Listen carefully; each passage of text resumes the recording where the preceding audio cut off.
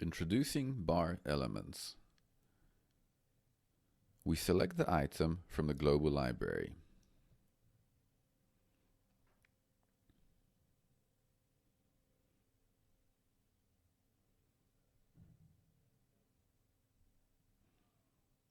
We enter the properties.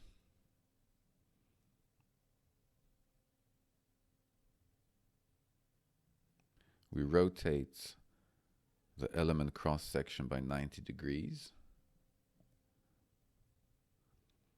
We can modify the section parameters or select a different section type. After approving the changes, we proceed with entering the element. We choose the input method vertical, we set the height and possibly the base height, the numbers of elements we will introduce, and the distance between them. We indicate the location of the first column and then click in the direction in which the next elements will be entered.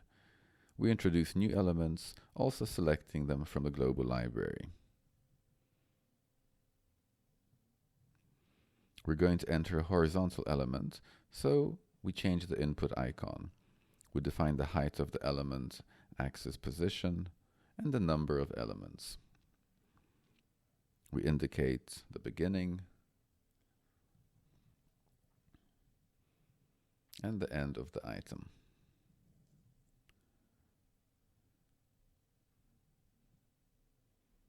We change the input method to tilted and define the height of the beginning and end of the element.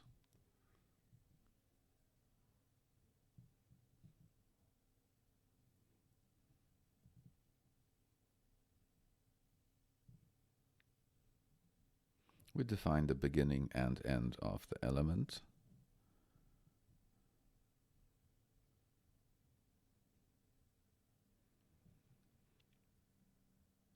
The defined element can be copied with the mirror option, indicating 2 points of the mirror image line. After selecting the element, you can choose the copy option and insert copies, for example, on successive axes of the modular grid.